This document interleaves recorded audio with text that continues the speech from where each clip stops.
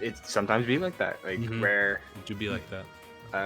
Players in Montana scene, like where are their locals? Where got a tumbleweed PR number 3 in their region, and they play Young Link, and they're godlike. Whoa!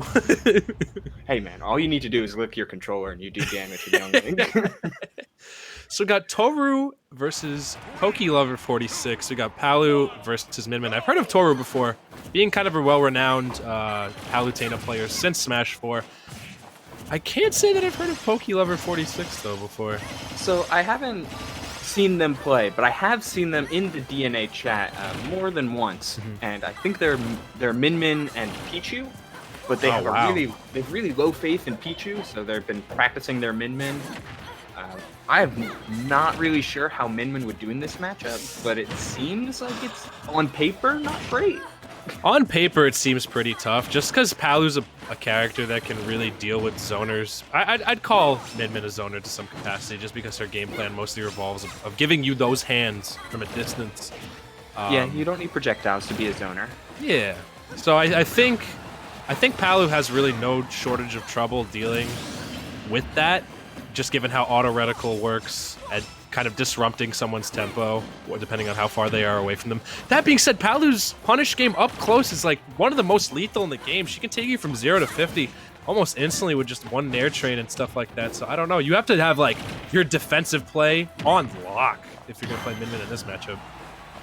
And one of Minmin's most critical flaws has been the landing and the off, or the two of their critical flaws are the landing game and the offstage game. And like a drop zone Nair, or as we saw in the first stock, just a chasing double jump up there, can easily pile on damage or even take stocks from Minmin. That should be a grab.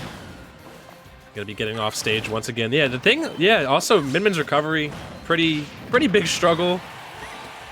That being said, though, Minmin doesn't do too bad on catching landings above herself with that lethal up smash and up tilt.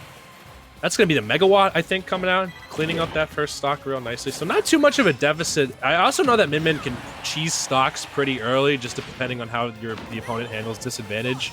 So if Pokelover can kind of get a read for what Tohru is going to do in disadvantage, maybe there's some chance that there's going to be a better comeback. Already up to 45. Oh yeah, so one. Already know. If you miss the tech on forward throw, that's an easy 45% because of the upgrade that the dragon gets on every grab for, I think it's 20 seconds. That's crazy. Yeah. Do that off stage, and some characters, if you're light enough, you just die. It's also just how Minmin covers like text too. Like you can tech roll in one direction or the other, but she'll be able to cover kind of every option just depending on how she throws her arms out. So it's really scary to be on the back foot against Minmin.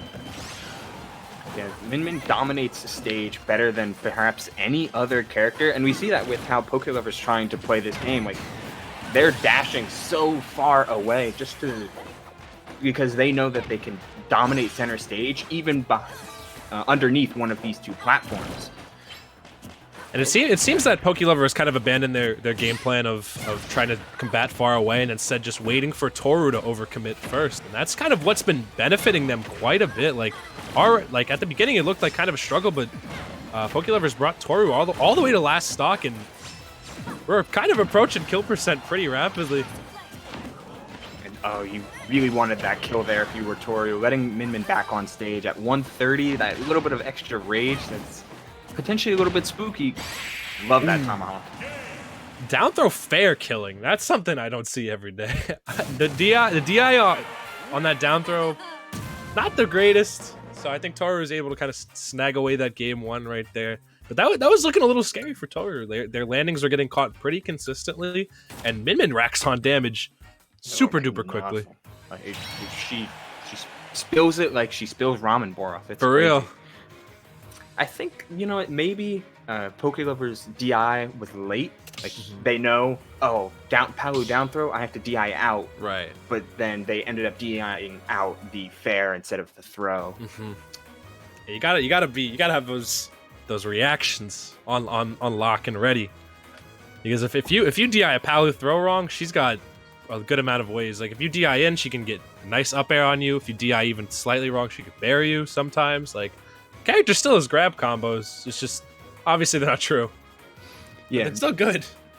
I think that was definitely the best nerf to Palutena that they could have done while still keeping her in her top tier status. Yeah, like, I agree. Get rid of the kill confirms because down throw bear was so free. It killed at like 110 on majority of the cast relative to weight.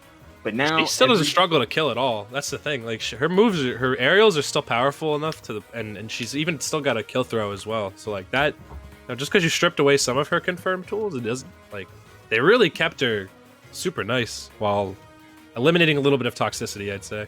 Yeah, and further with the new advent from Palu players, like the drag down nair to up tilt that has been proving solid for a lot of Palu mains. Namely, I see Jen using that mostly. Yeah, for sure. Shoutouts to Alan. Shoutouts to all the tri-state Palus. You know, there's plenty of them. Nair up tilts. Because if you're looking for Palutena country, you've walked right into it. Oh man. Early New York meta was like the character they're trying to main with a pocket wolf. Yeah, it's true. It's true. We've all had that one phase where we're like, you know what? I'm kind of thinking Palu right now. Yo, Palu? Should probably replace the Statue of Liberty with Palutena, bro. Because that's what you expect when you're coming into this state. Goddess of Light, Lady Liberty. Lady Liberty. Hey, they're both green, somewhat. You take off your glasses. You can kind of squint. No, what? They both hold stuff in their hand. They both have some green on them. They're both like a larger than life figure, I'd say.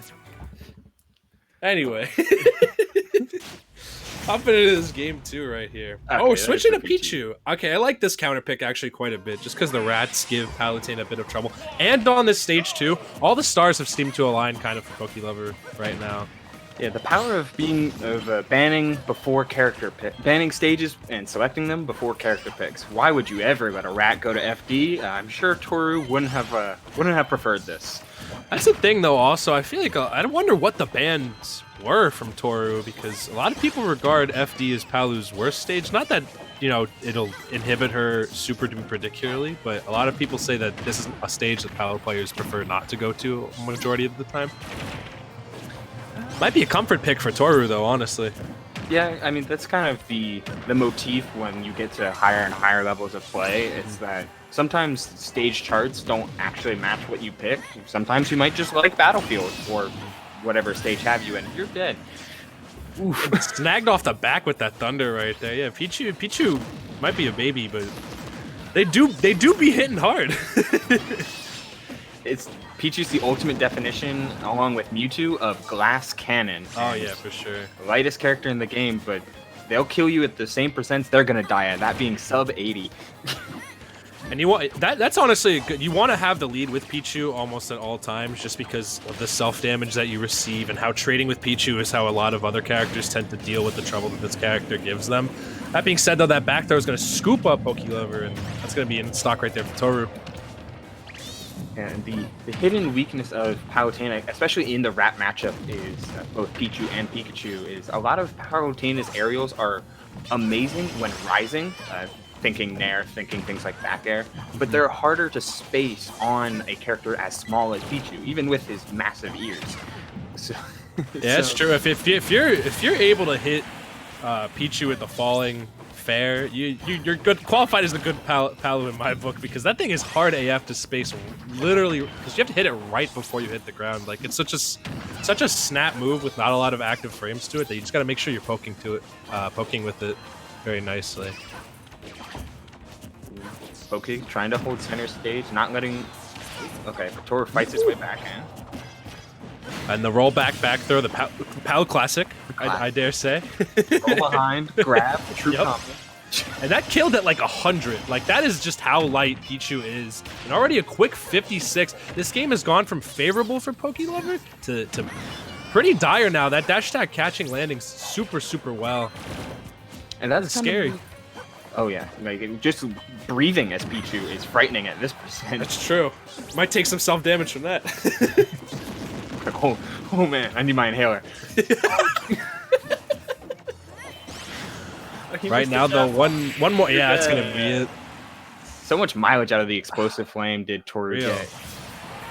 He like pinpointed those. Like my man is playing Battleship right now. He's sinking every ship out there, just given how pinpoint he is with the precision of that side B he's using right there. And he just kind of snuck all 3 of those kills out from Pokelover's nose. Like the game was looking super favorable. Pokelover had the trade, and then that 3rd stock, Tohru just came alive, tore it up with a 50% combo, and then kind of just kept catching landings over and over and over again.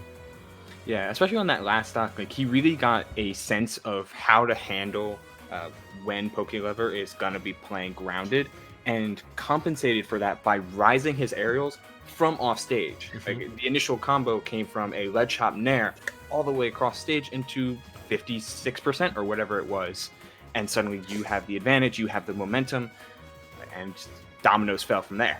You can't sleep on Palu's advantage at all. Like that character can switch from like just all they need is 1 nair at 0, and already they have both the momentum back, the stage control, and you just ate a quick 50. So that this character is terrifying. No matter how well you think you can play against Palu, if they get that one thing on you, you got to be prepared to like just really reel yourself back in. And I think Pokelover started to get a little nervous, like kind of just landing in front of Palu repeatedly. Like you have to learn how to reset completely when you're getting overwhelmed by Palu. Oh yeah, it's